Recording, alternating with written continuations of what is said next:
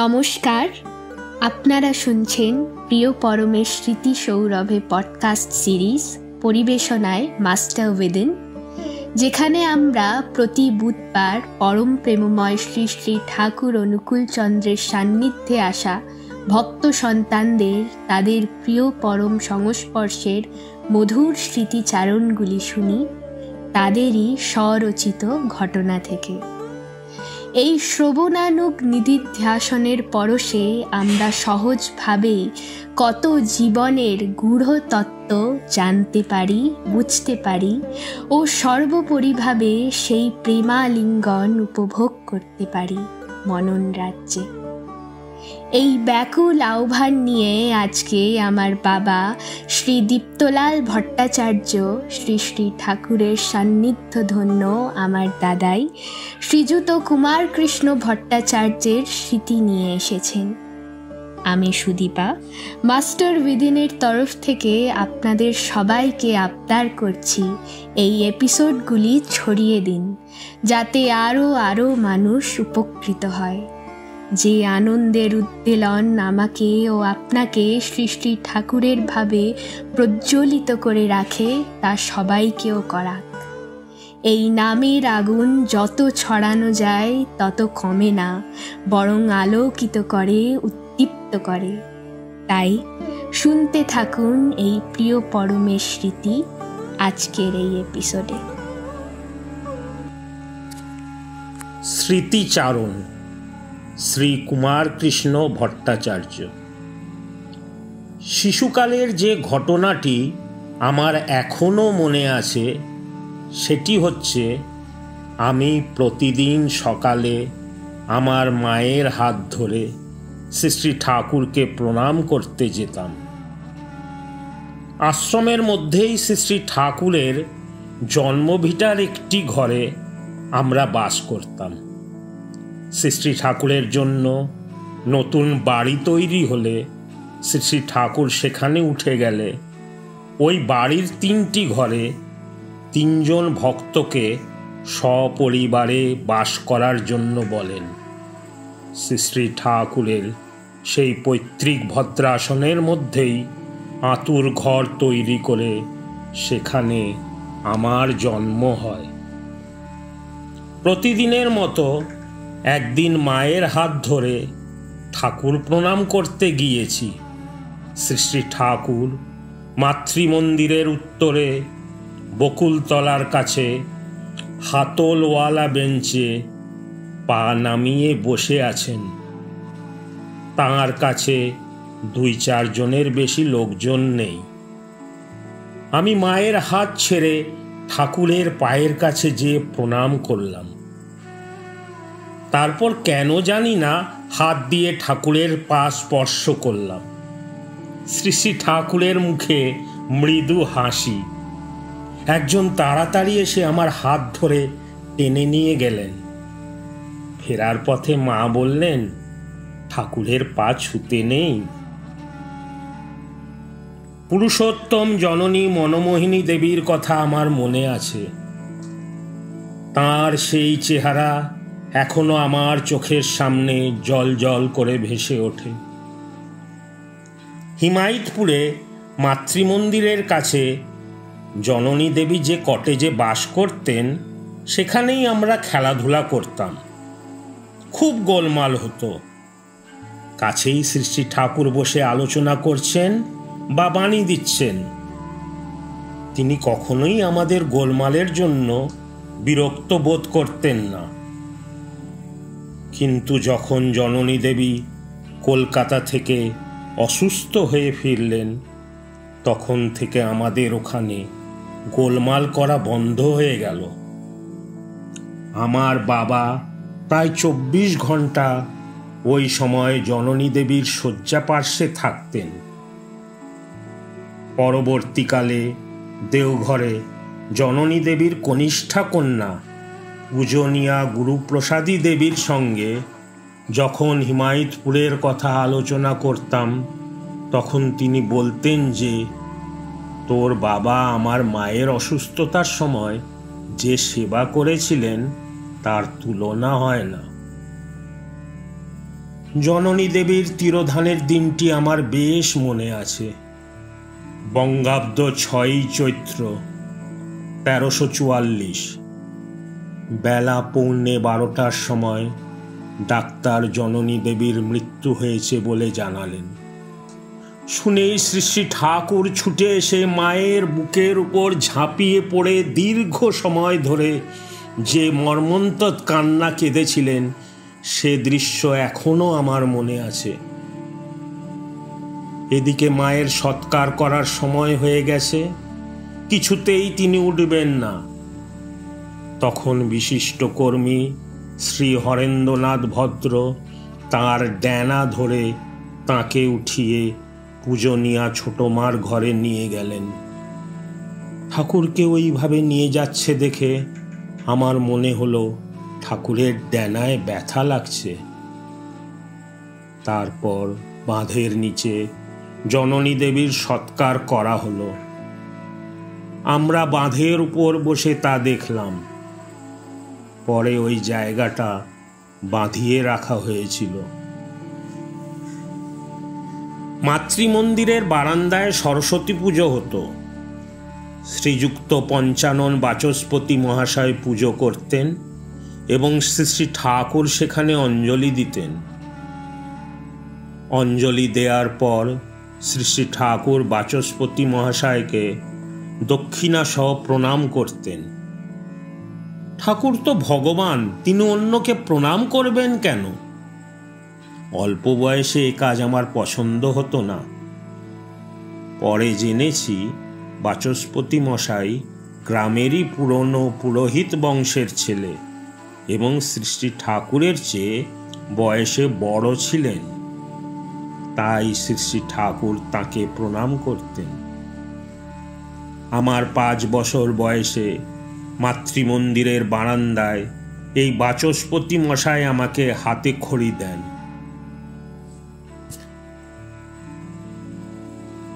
হাতে খড়ি হওয়ার পর তপবন বিদ্যালয়ে ভর্তি হলাম। শ্রী মুকুন্দমোহন সান্যাল ছোটদের হাতের লেখা শেখাতেন। তিনি প্রথমে স্লেট ভর্তি ছোট ছোট দাগ কাটতে দিতেন।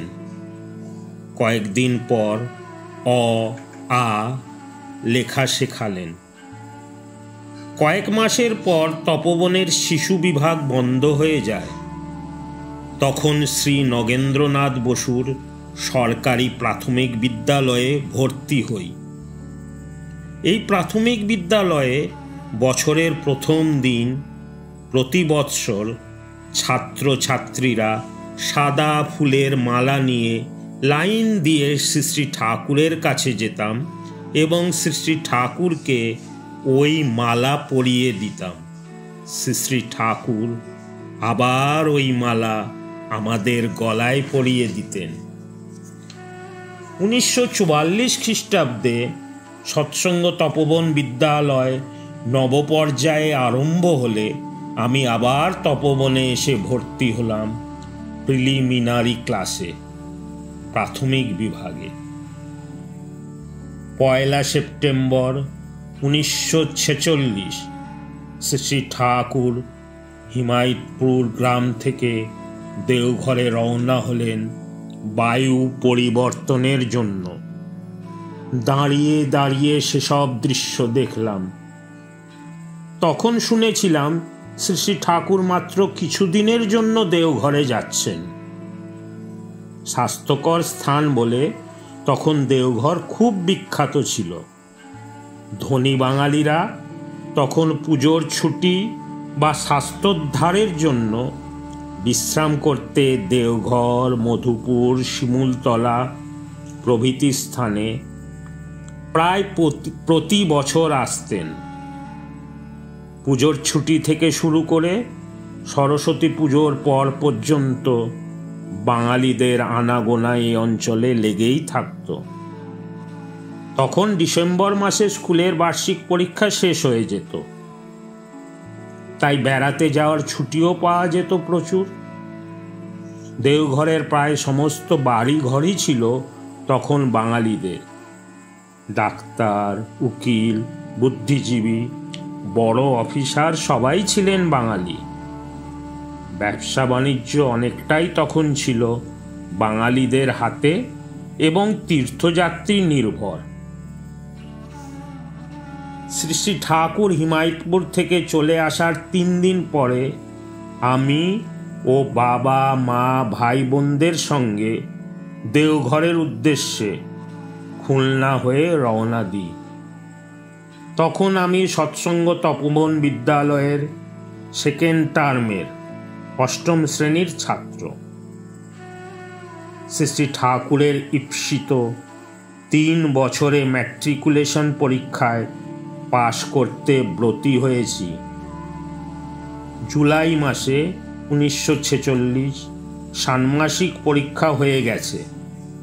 ডিসেম্বর মাসে বার্ষিক পরীক্ষা দিয়ে ফাইনাল ইয়ারে উঠব এবং 1947 ডিসেম্বর মাসে ম্যাট্রিকুলেশনের জন্য এখন মাধ্যমিক টেস্ট পরীক্ষায় বসতে হবে।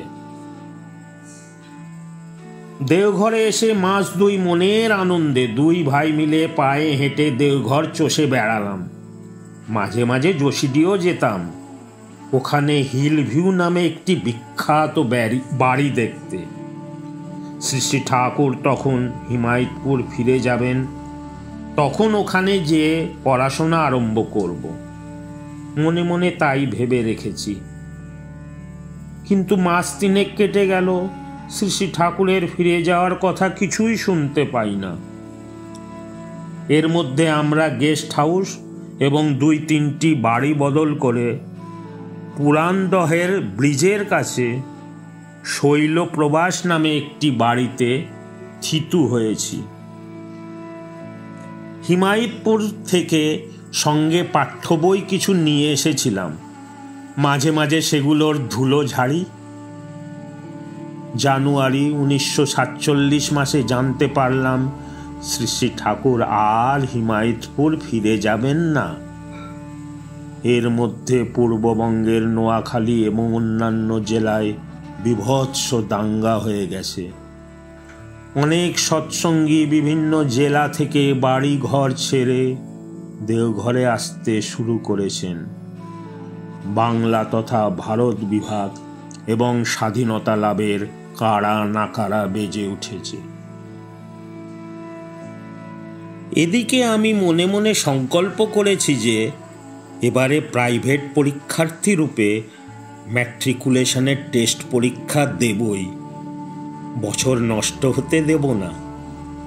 কিন্তু আমার সহপাঠীরা 2-1 জন ছাড়া আর কেউই তখন দেওঘরে আসেনি। এছাড়া কোনো মাস্টার মশাইও তখনও পর্যন্ত দেওঘরে ছিলেন না। তবে কার কাছে পড়ব? সেই সময় আমার বাবা প্রতিঋত্বিক কেদারনাথ ভট্টাচার্য ময়মনসিংহ জেলায় ঋত্বিকতা করতেন। শ্রী শ্রী ঠাকুর আর হিমায়তপুরে ফিরে যাবেন না জানতে পেরে তিনি ময়মনসিংহ থেকে হিমায়তপুরে যান। তখন ওখানে বিশিষ্ট কর্মী শ্রীযুক্ত বীরেন্দ্রনাথ ভট্টাচার্য অন্যান্য কর্মীদের সহায়তায় ঠাকুর বাড়ির কিছু মূল্যবান জিনিসপত্র কয়েকটি ওয়াগান বুক করে দেওঘরে পাঠাবার ব্যবস্থা করেন। আমার বাবা ওই সঙ্গে আমাদের কয়েকটি ট্রাঙ্ক এবং একটি কাঠের আলমারি দেওঘরে পাঠাবার ব্যবস্থা করেন। তারপর দেওঘরে ফিরে এসে আমার বাবা আমার পরীক্ষা দেবার কথা শুনে একজন মাস্টার মশাইয়ের খোঁজ করতে থাকেন। খুঁজে পেতে তিনি একজন মাস্টার মশাইয়ের খোঁজ পান। তিনি তপোবন বিদ্যালয়ে আদিকালে সেখানে শিক্ষকতা করতেন। পরে বিদ্যালয় যখন নতুনভাবে গড়ে উঠল তখন সেখানে তাঁর দরকার না হওয়ায় তিনি ফিলান্থ্রপি অফিসে যোগ দেন। তারপর দেওঘরে এসে শ্রী শ্রী ঠাকুর যখন হিমায়তপুরে ফিরে গেলেন না, তখন শ্রী শ্রী ঠাকুরের নামে দেওঘরে যেসব চিঠিপত্র, মানি অর্ডার ইনশিওর্ড লেটার প্রভৃতি আসত, তা তিনি গ্রহণ করতেন। তাছাড়া এখানের সৎসঙ্গীরা সারা দেওঘর জুড়ে ছড়িয়ে ছিটিয়ে থাকায় তাঁদের নামে চিঠিপত্র ইত্যাদি যা আসত তা তিনি গ্রহণ করতেন এবং যথাস্থানে পৌঁছে দেবার ব্যবস্থা করতেন। এখানে মনে রাখতে হবে যে শ্রী শ্রী ঠাকুর দেওঘরে আসার প্রায় 5 বছর পর সৎসঙ্গ পোস্ট অফিস স্থাপিত হয়। তার আগে পোস্ট অফিসের যাবতীয় কাজকর্ম 3 মাইল দূরে বৈদ্যনাথ ধাম দেওঘর পোস্ট অফিসে যেয়ে করতে হতো। এই পৌর মাস্টারমশাইয়ের হাতে তখন সময় খুব কম। তিনি সকাল 9টার সময় পোস্ট অফিসে চলে যান, ফিরতে দুপুর 12টা-1টা। তারপর খাওয়া দাওয়া সেরে সামান্য একটু বিশ্রাম করেই অফিসে চলে যান। পোস্ট অফিসে যা কিছু পেয়েছেন তা বুঝিয়ে দিতে। কোনো দিন একবেলায় পোস্ট অফিসের কাজ শেষ হতো না, বিকেলেও যেতে হতো। তখন এখানে সাইকেল রিক্সার প্রচলন হয়নি। হাতে টানা রিক্সায় তিনি মাঝে মাঝে যাতায়াত করতেন। আমাকে পড়ানোর সময় নির্দিষ্ট হলো দুপুরে তাঁর বাড়িতে যখন তিনি বিশ্রাম করবেন সেই সময়। আমি বইপত্র জোগাড়ের চেষ্টা করতে থাকলাম। দেখতে দেখতে জুলাই মাস 1947 এসে গেল। ডিসেম্বর মাসে টেস্ট পরীক্ষা, কোর্সে হাত দেওয়াই হয়নি। 200 মাইল দূরে কলকাতা বিশ্ববিদ্যালয়ে যে পরীক্ষা দিতে হবে, বইপত্র কলকাতা থেকে কিনতে হবে। তখনও ভারত স্বাধীন হয়নি। ম্যাট্রিকুলেশন পরীক্ষা কলকাতা বিশ্ববিদ্যালয়ের অধীনে ছিল।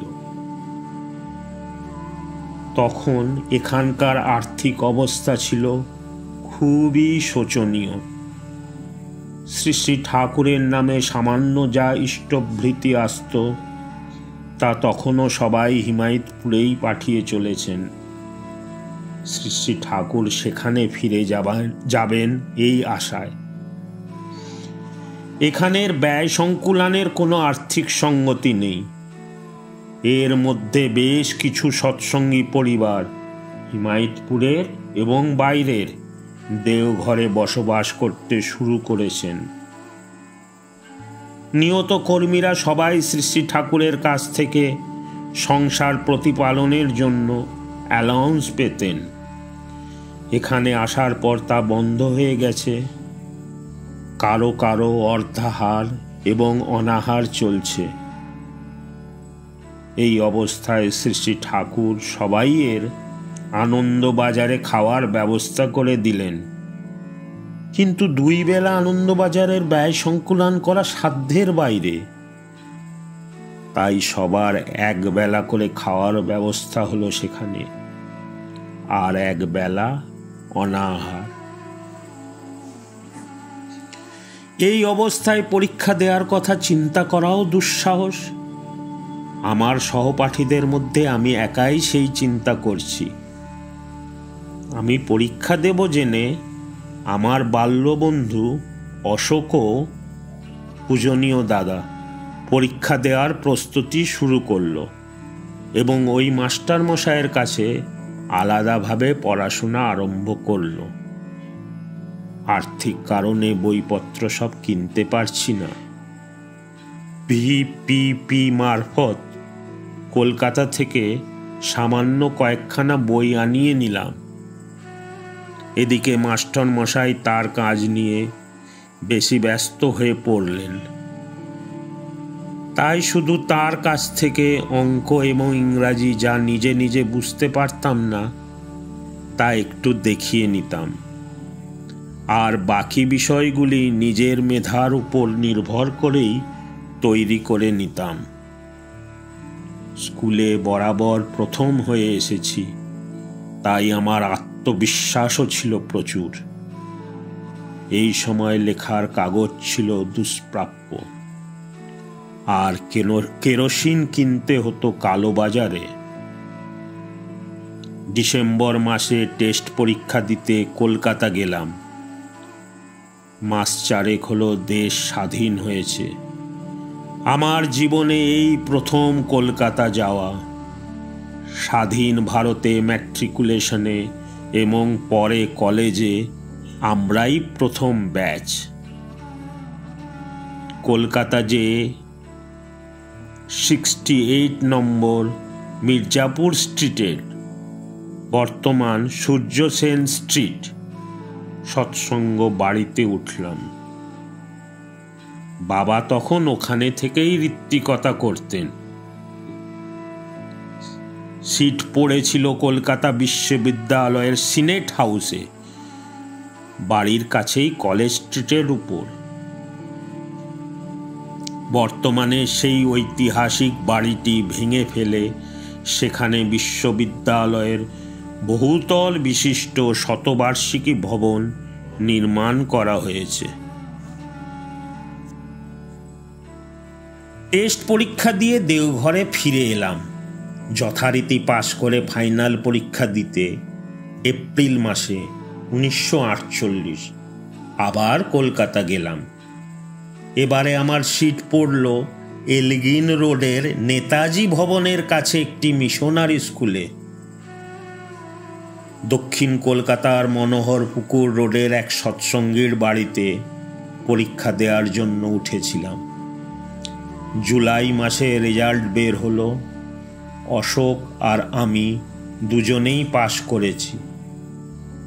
আইএসসি পড়তে আমরা দুজনেই কলকাতা গেলাম। আমি যে উঠলাম সেই সৎসঙ্গীর বাড়িতে, দোতলায় ওঠার সিঁড়ির নিচে একটি ঘরে। ইকমিক কুকারে নিজের রান্না নিজে করে খাই। অশোক যে উঠল বদ্রীদাস টেম্পল স্ট্রিটের সৎসঙ্গের ভাড়া নেওয়া বাড়িতে। ওখানে তখন শ্রী ঠাকুরের মেজ ভাই পূজনীয় প্রভাষচন্দ্র চক্রবর্তী খেপু কাকা সপরিবারে বাস করতেন। বাবার ইচ্ছে ছিল আমি ডাক্তার হই, কারণ বাবা নিজেও ডাক্তার ছিলেন। তাই বায়োলজি নিয়ে কাছের আশুতোষ কলেজে ভর্তি হলাম। অশোক ডাক্তারি পড়বে বলে উত্তর কলকাতার একটি মেডিকেল কলেজে ভর্তি হলো। তখন কলেজটি একজন ইংরেজের নামাঙ্কিত ছিল, বর্তমানে আর.জি. কর, এবং সেখানে আইএসসি পড়ার ব্যবস্থা ছিল। যারা ডাক্তারি পড়তে চাইতো তারা ওই কলেজ থেকে আইএসসি পাস করে ওখানেই মেডিকেল কোর্সে ভর্তি হতে পারত। আমি কলেজে ভর্তি হওয়ার কয়েক মাসের মধ্যেই আমার মা মারা গেলেন। কলেজের পড়া ওখানেই সাঙ্গ করে দেওঘরে ফিরে এলাম। 1948 খ্রিস্টাব্দের ডিসেম্বর মাসে আলোচনা পত্রিকা ছোট আকারে শ্রী প্রবোধচন্দ্র মিত্রের উদ্যোগে এবং সম্পাদনায় প্রকাশিত হয়। প্রথম 1.5 বছর দেওঘর বাজারের প্রেসে এবং কলকাতার প্রেসে পত্রিকাটি ছাপা হতো। এজন্য সদ্যেহ প্রবোধদাকে নিজের পকেটের পয়সা খরচ করে কলকাতায় ছোটাছুটি করতে হতো। এই সময় থেকে আমি প্রবোধদাকে অফিসের কাজে সহায়তা করতে থাকি। 1950 খ্রিস্টাব্দের প্রথম ভাগে হাওড়ার গুরুভাই শ্রী গৌরচন্দ্র মণ্ডল তাঁর নিজের কারখানায় তৈরি একটি ছোট ট্রেডল মেশিন শ্রী শ্রী ঠাকুরকে দেন। শ্রী শ্রী ঠাকুর প্রবোধদার কাছে নিজেদের একটি প্রেস স্থাপন করার ইচ্ছা প্রকাশ করেন। প্রবোধদা এই কাজে ব্রতী হন। কলকাতার গুরু ভাই এবং বেঙ্গল টাইপ ফাউন্ড্রির মালিক শ্রী মধুসূদন সান্যাল কোম্পানি থেকে ধারে কয়েক হাজার টাকার টাইপ দেন। পরে কিস্তিতে ওই টাকা শোধ দেওয়া হয়। প্রেসের অন্যান্য সরঞ্জাম কেনার জন্য প্রবোধদা তার বাবার থেকে কিছু টাকা ধার করেন।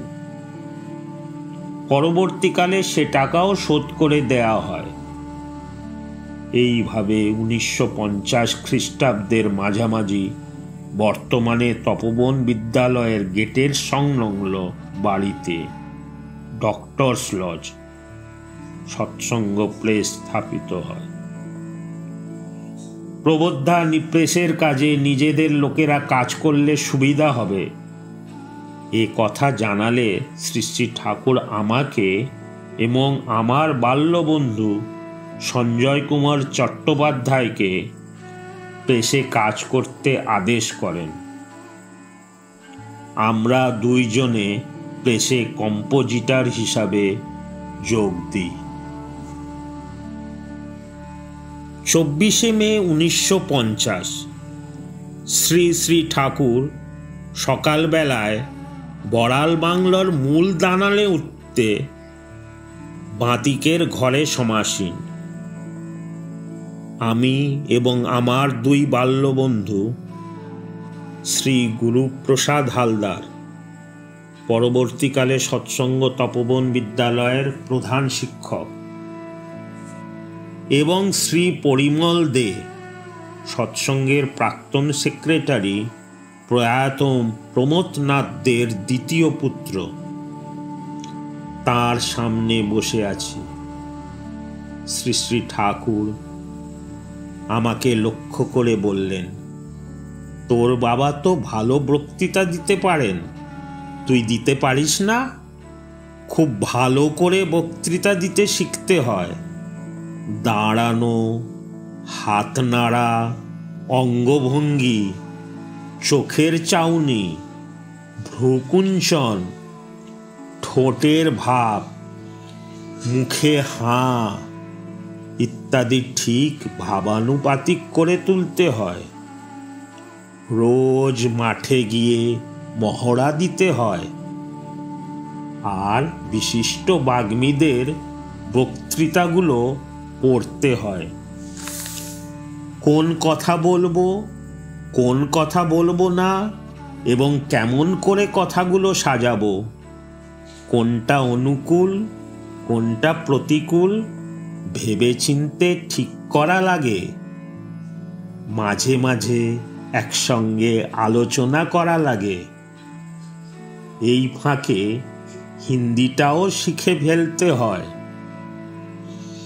15-20 জন এমন গড়ে উঠলে হয়। আর অঙ্ক খুব ভালো করে শিখতে হয়। লেখার মতো শিখতে হয়।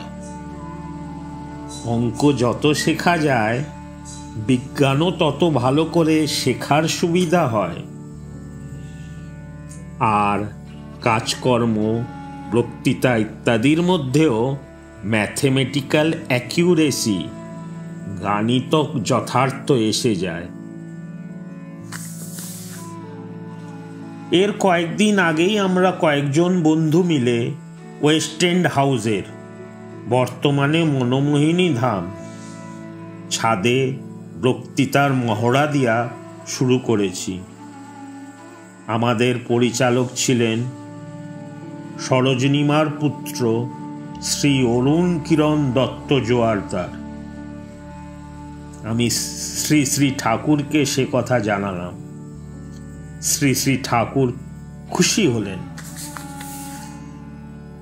সৎসঙ্গ প্রেসে যোগ 1950 দেয়ার পরপরই আলোচনা পত্রিকার সম্পাদক শ্রী প্রবোধচন্দ্র মিত্র আমাকে আলোচনা পত্রিকার সমস্ত দায়িত্বভার দেন এবং ম্যানেজার হিসাবে কাজ করতে বলেন।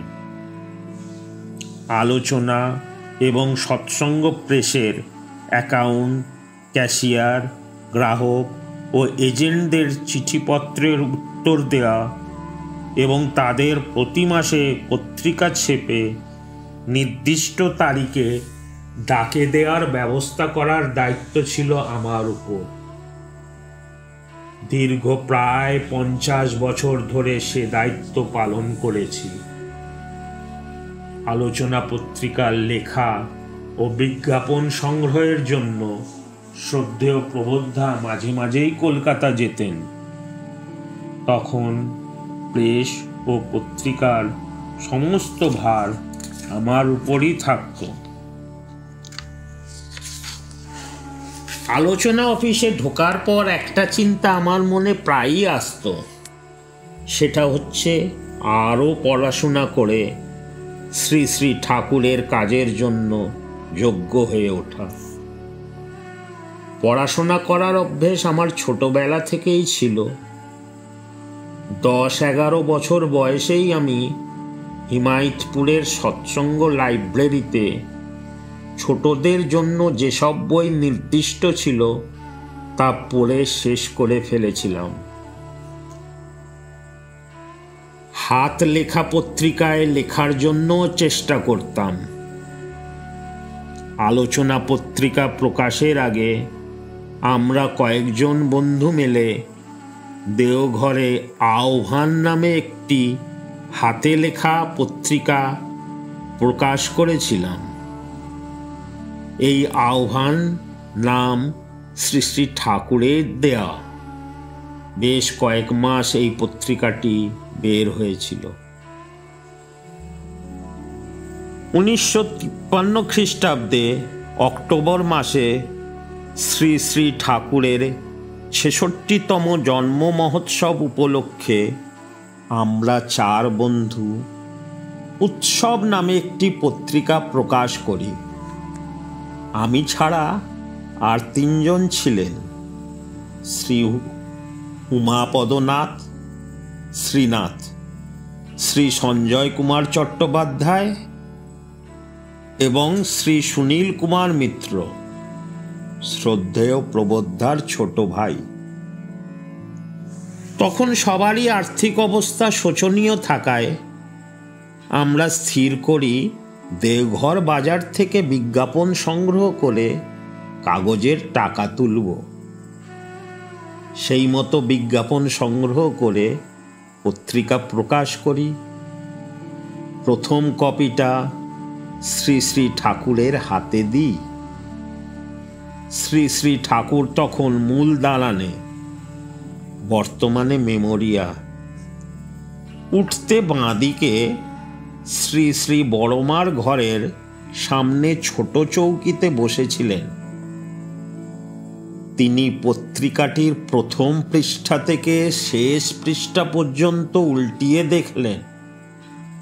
তারপর মৃদু হেসে বললেন, তোরা তো অনেক বিজ্ঞাপন জোগাড় করেছিস।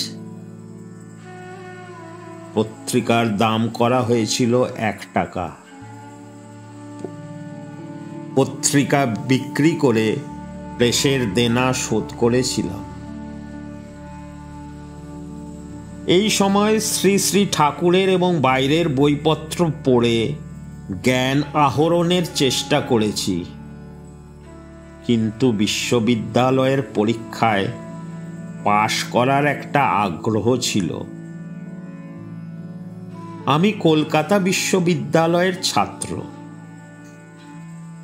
যদি প্রাইভেট ছাত্র হিসাবে IA BA পাস করতে চাই তবে একমাত্র কলকাতা বিশ্ববিদ্যালয়েই পরীক্ষা দিতে হবে।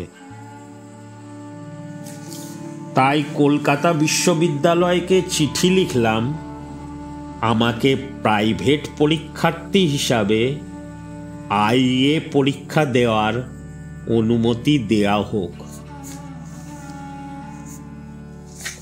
বিশ্ববিদ্যালয় চিঠির উত্তরে জানালেন, একমাত্র অনুমোদিত স্কুলের শিক্ষকদেরই অনুমতি দেয়া হয়, আর কেউ এভাবে পরীক্ষা দিতে পারে না। আশাহত হলাম। কয়েক বছর পর দৈনিক পত্রিকায় দেখলাম সেই বছর থেকে কলকাতা বিশ্ববিদ্যালয় সবাইকে প্রাইভেটে পরীক্ষা দিতে অনুমতি দিচ্ছে, তবে একটি পরীক্ষার পর পরের পরীক্ষা 3 বছর পর দিতে হবে। অর্থাৎ আইএ পাশ করার 3 বছর পর বিএ পরীক্ষা দেওয়ার অনুমতি পাওয়া যাবে। যাই হোক, সে বছরই আইএ পরীক্ষা দেওয়ার সংকল্প নিলাম, কিন্তু 200 মাইল দূরে পরীক্ষা দিতে হবে। বইপত্র জোগাড় সেখান থেকেই করতে হবে। এখানে পড়ায় সাহায্য করার মতো লোকও সেরকম নেই। এই অবস্থায় একজন সাথী যদি পাওয়া যেত, তবে 2 জনে পড়াশোনা করা একটু সহজ হতো।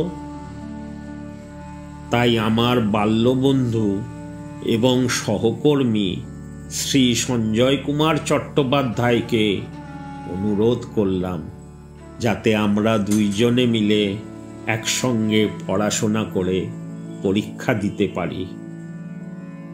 কিন্তু আমার প্রস্তাবে রাজি হলো না। এই সময় দেওঘরে সৎসঙ্গীদের খুবই আর্থিক অনটনের মধ্য দিয়ে চলতে হতো, তা পূর্বেই উল্লেখ করেছি।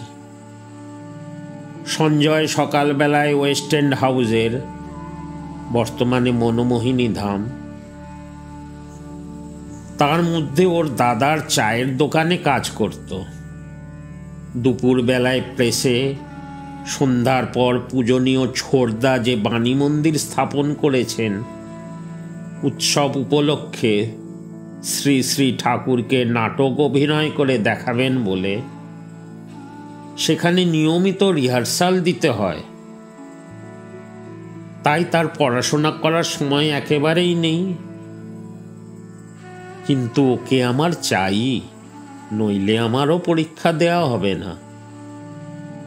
কয়েক মাস ওর পিছনে লেগে থেকে ওকে পরীক্ষা দেওয়ার জন্য সম্মত করালাম।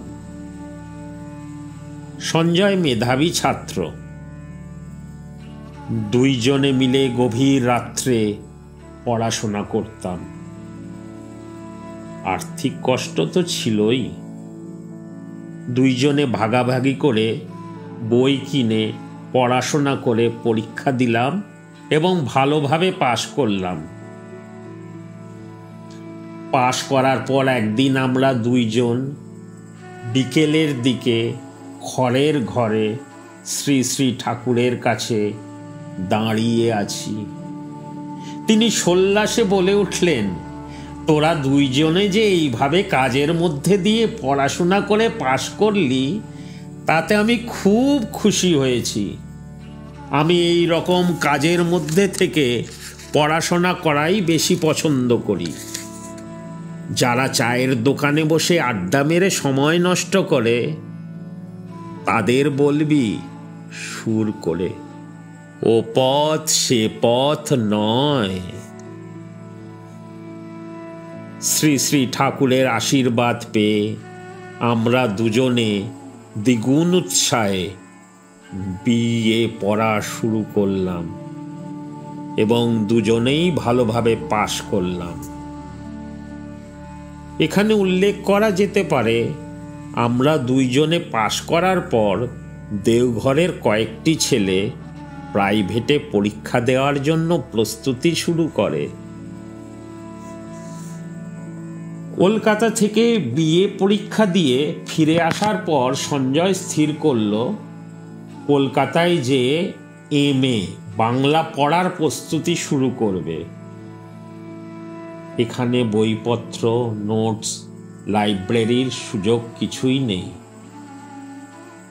তাই সেদিন সন্ধ্যার পর সে শ্রী শ্রী ঠাকুরের কাছে কলকাতা যাওয়ার অনুমতি চাইল।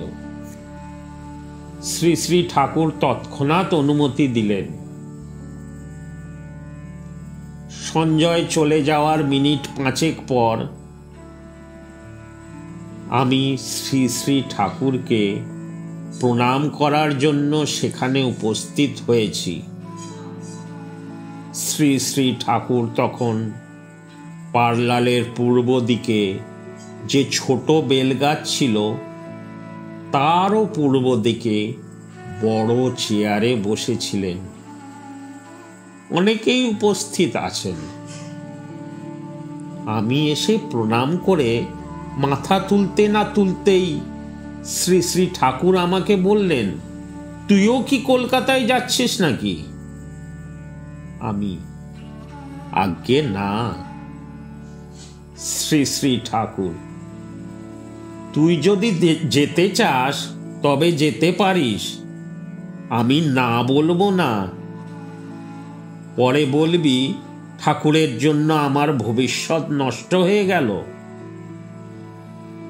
শ্রী শ্রী ঠাকুরের এই কথা শুনে আমার চোখ ছলছল করে উঠল।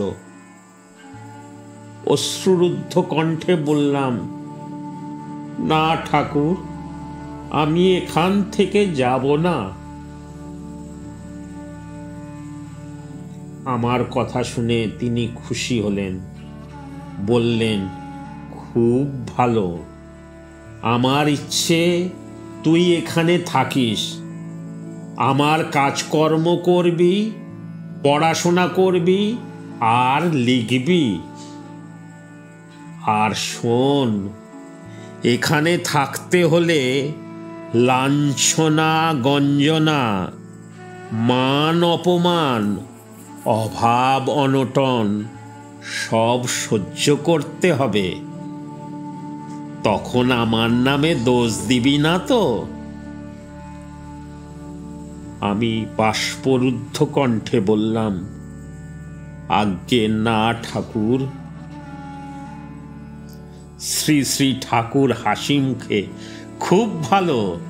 এখানে থাকলে দেখবি ভবিষ্যতে কত লোক এসে তোদের পায়ের কাছে বসে আমার কথা শুনতে চাইবে।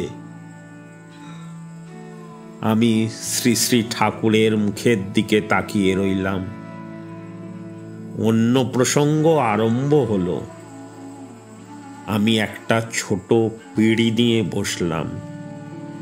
কিছুক্ষণ বসে থাকার পর শ্রী শ্রী ঠাকুর এই সময় আমাকে কয়েকটি কাজ করতে বলেছিলেন। সেইগুলি নবীন উদ্যমে করার জন্য উঠে পড়লাম। তারিখটা ছিল 10ই মে 1960। এখানে উল্লেখ করা যেতে পারে যে ওই বেলগাছের উত্তরে শ্রী শ্রী ঠাকুরের যে গোল তাসু ছিল, সেখানে শ্রী শ্রী ঠাকুরের আদেশে অনেকগুলি ছোট ছোট পিঁড়ি তৈরি করে রাখা থাকত সবার বসার জন্য। এছাড়া ঋত্বিকাচার্যর বসার জন্য একটা জলচৌকি, পূজনীয় বর্দার বসার জন্য একটা উঁচু বড় পিঁড়ি এবং শ্রী শ্রী ঠাকুরের বাণী ও কথনের অনুলেখকদের খাতা রাখার জন্য উঁচু পিঁড়ি এবং বসার জন্য নিচু পিঁড়ি ছিল। হিমায়তপুরে থাকার সময় শ্রী শ্রী ঠাকুর সবাইকে সবসময় লাঠি ব্যবহার করার কথা বলতেন।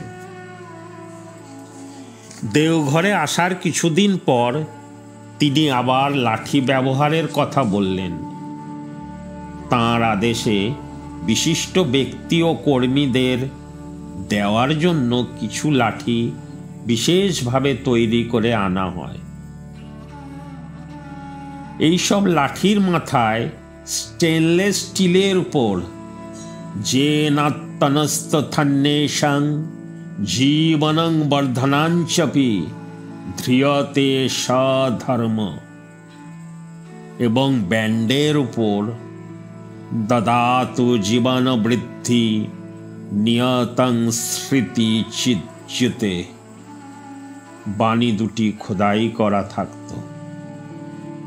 শ্রী শ্রী ঠাকুর যাকে যাকে ইচ্ছা করতেন তাকে তাকে এই লাঠি নিজের কপালে অনেকক্ষণ ঠেকিয়ে আশীর্বাদ পুত করে দিতেন। দেওয়ার সময় 3টি কথা বলতেন, কাউকে দিও না, হারিও না, ব্যবহার করো। আমার অনেক দিনের ইচ্ছা ছিল যে ঠাকুর যদি আমাকে তাঁর আশীর্বাদ পুতো একটি লাঠি দেন তাহলে খুব ভালো হয়। কয়েক বছর ধরে মনের ইচ্ছা মনেই রয়ে গেল। 13ই জুন 1960 সন্ধ্যায় ঠাকুর বাংলার মূল দালানের সামনের উঠানে শ্রী শ্রী ঠাকুর বসে আছেন। অনেকেই উপস্থিত। শ্রী শ্রী ঠাকুর সৎসঙ্গ সম্পাদক শ্রী জ্ঞানেন্দু বিকাশ গোস্বামীর সাথে কথা বলছেন। এই সময়ে শ্রী শ্রী ঠাকুর জ্ঞানদাকে বললেন, তোকে একটা লাঠি দেব। তারপর আমাকে বললেন, নিখিলকে ডাকতো। নিখিলদা ঘোষ জ্যোতি আশ্রমের একটি ঘরে থাকতেন। তাঁর হেফাজতে বাঁধানো লাঠিগুলি থাকত। আমি নিখিলদাকে বললাম, ঠাকুর আপনাকে ডাকছেন। আমি দেখলাম শ্রী শ্রী ঠাকুরের কাছে লাঠি চাওয়ার এটাই সুবর্ণ সুযোগ। তখন শ্রী শ্রী ঠাকুরের কাছে ফিরে এসে নিখিলদা আসার আগে আমি নিবেদন করলাম, আমাকে যদি একখানা লাঠি দেন। শ্রী শ্রী ঠাকুর মৃদু হেসে বললেন, খুব ভালো, ব্যবহার করবে, হারাবে না। তারপর নিখিলদা এলে তাকে দুখানি লাঠি আনতে বললেন। নিখিলদা দুখানি লাঠি নিয়ে এলে প্রথমে একটি লাঠি আশীর্বাদ পুতো করে জ্ঞানদাকে দিলেন এবং বললেন, কাউকে দিও না, হারিও না, ব্যবহার করো। তারপর পরের লাঠিটি আগের মতো নিজের কপালে অনেকক্ষণ ঠেকিয়ে আশীর্বাদ পুতো করে আমাকে ডাকলেন। আমি যে তার সামনে হাঁটু গেড়ে বসলাম। তিনি আমাকে লাঠিখানা দিয়ে আবার ওই কথাগুলি বললেন। আমি তাকে প্রণাম করে যথাস্থানে বসলাম। একটু পরে তিনি আমাকে বললেন, তুই যে নিজে থেকে আমার কাছ থেকে লাঠি চেয়ে নিলি, তাতে আমি খুব খুশি হয়েছি।